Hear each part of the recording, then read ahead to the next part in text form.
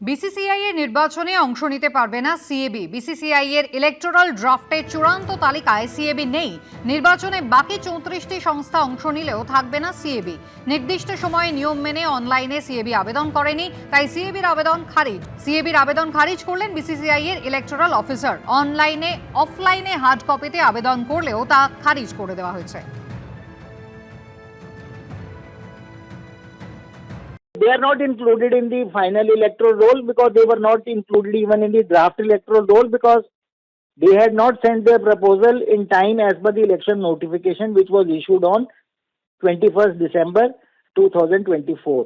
34 state cricket associations had sent their proposals in time and that's why they were included in the draft electoral list, and after due verification, today the final electoral roll is also notified, in which 34 state cricket association names are included. Because proposal of Cricket Association of Bengal did not come in time, it was not considered and not included also. Because the proposal came after the draft electoral roll was notified. That is why. Sujoy Krishna ভদ্র ওরফে কালীঘাটের কাকু গড়হাজির থাকায় বৃহস্পতিবারও হলো না প্রাথমিকে নিয়োগ দুর্নীতি সংক্রান্ত ইডির মামলার চার্জ গঠন। নতুন বিতর্ক তৈরি হয়েছে কালীঘাটের কাকুর আইনজীবীর দাবি এবং বিএম বিড়লা হাসপাতালের রিপোর্ট ঘিরে। হাসপাতালে ভর্তি সুজয় কৃষ্ণ ভদ্র ওরফে কালীঘাটের কাকু। বৃহস্পতিবারেও হলো না প্রাথমিকে নিয়োগ দুর্নীতি সংক্রান্ত ইডির মামলায় চার্জ গঠন। এদিকে কালীঘাটের কাকুর আইনজীবীর দাবি এবং বিএম বিড়লা হাসপাতালের রিপোর্ট ঘিরে তৈরি হয়েছে নতুন বিতর্ক। প্রাথমিকে নিয়োগ দুর্নীতি সংক্রান্ত ইডির মামলায় গত 13 ডিসেম্বর পার্থ চট্টোপাধ্যায়ের জামিন মঞ্জুর করে সুপ্রিম কোর্ট। ওই দিনই সর্বোচ্চ আদালত নির্দেশ দেয় 31শে ডিসেম্বরের মধ্যে চার্জ গঠনের বিষয়ে সিদ্ধান্ত নেবে নিম্ন আদালত। জানুয়ারি মাসে দ্বিতীয় ও তৃতীয় সপ্তাহের মধ্যে সাক্ষ্য গ্রহণ শেষ করতে হবে।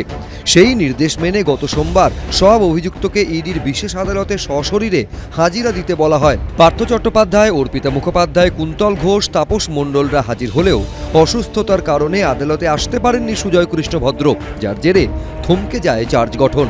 ওই দিনই বিচারক নির্দেশ দেন বৃহস্পতিবারের মধ্যে সুজয় কৃষ্ণ ভদ্রর মেডিকেল রিপোর্ট জমা দিতে হবে আদালতে।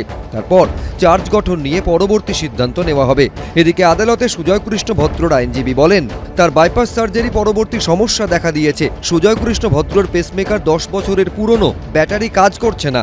এরপরই ইডির আইনজীবী বলেন, বিএম বিড়লা হাসপাতালের রিপোর্টে শেষ অংশটা দেখুন। আদালত সূত্রে দাবি, বিএম বিড়লা হাসপাতালের রিপোর্টে বলা হয়েছে সুজয় কৃষ্ণের হৃদযন্ত্র সংক্রান্ত কোনো সমস্যা নেই। এই মুহূর্তে হৃদযন্ত্রের সমস্যা সংক্রান্ত চিকিৎসার প্রয়োজন নেই। সুজয় কৃষ্ণ ভদ্র অজ্ঞান অবস্থায় এসেছিলেন। অন্য কোনো সমস্যা আছে কিনা তা জানতে অন্য হাসপাতালে স্থানান্তর করা হয়েছে। এখন ডাক্তাররা দেখছে এবং ডাক্তাররাই ওপিনিয়ন দিতে পারবে কি ওনার শারীরিক সমস্যা হচ্ছে এবং আরও মেডিকেল ট্রিটমেন্ট লাগবে কি লাগবে। আগামী সোমবার এই মামলার পরবর্তী শুনানি হবে ইডির বিশেষ আদালতে। ওই দিন জেলবন্দি অভিযুক্তদের ভার্চুয়াল হাজিরা এবং জামিনে মুক্তদের সশরীরে হাজিরা নির্দেশ দিয়েছেন বিচারক। ওই দিন অ্যাপোলো হাসপাতালের রিপোর্ট তলব করেছেন বিচারক। প্রকাশ সিনহা, এবিপি আনন্দ, কলকাতা।